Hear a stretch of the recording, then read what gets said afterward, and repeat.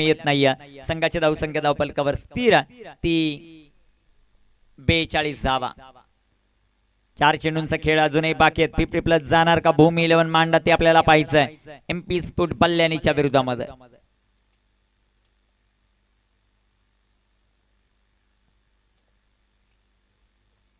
इथे टाकलेला चेंडू स्क्वेअर कटच्या माध्यमातून सुंदर फटका. 1 2 3 4 5 टप्प्यावर चेंडू सीमा पार फरार चौका. नौशाद शेखच्या बॅट मधून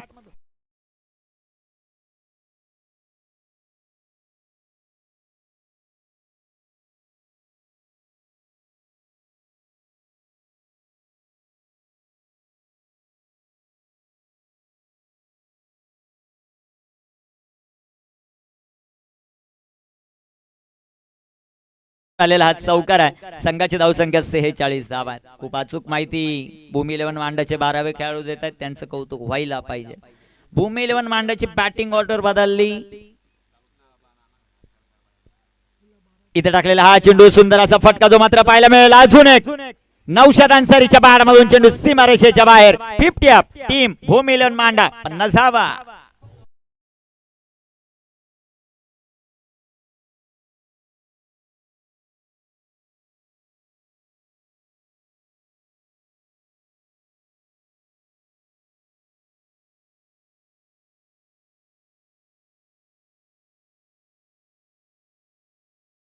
पन्नास धावा.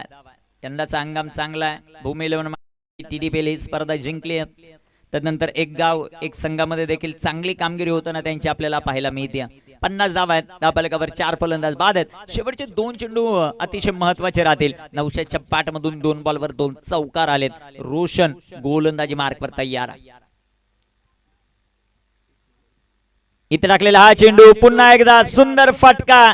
लगातार 3रा चौकार. नौशाद अन्सारीच्या बॅट मधून 4.